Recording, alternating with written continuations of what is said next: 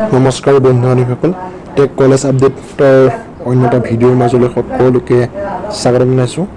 আপোনালোকে DACৰ যিটো আমাৰ ইউনিক আইডি কেনেকৈ আপডেট কৰিব, প্ৰথমতে চাৰ্চ কৰিব DAC অনলাইন এডমিশ্যন। চাৰ্চ কৰাৰ লগে লগে ইয়াতে আছে আপডেট। ইয়াতে মই এইবোৰ আপডেট কৰিছোঁ। ফাৰ্ষ্ট নেম আছে, ফাদাৰ্ছ নেম, মোবাইল নাম্বাৰ, এইবিলাক মিডিল নেম, এনেকৈ ৰিলিজন, এইখিনি আপোনাৰ ৰিলিজন কি হ'ব দি দিব আৰু মোবাইল নাম্বাৰ দি বহাই দিব।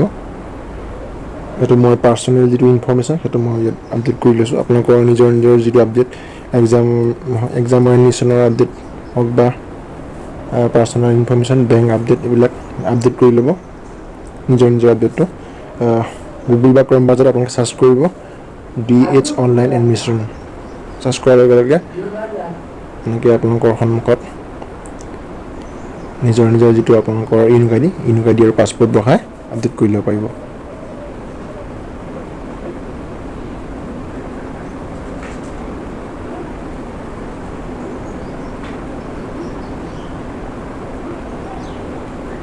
এইটো আপডেট কৰি মই ছেভ কৰি দিছোঁ।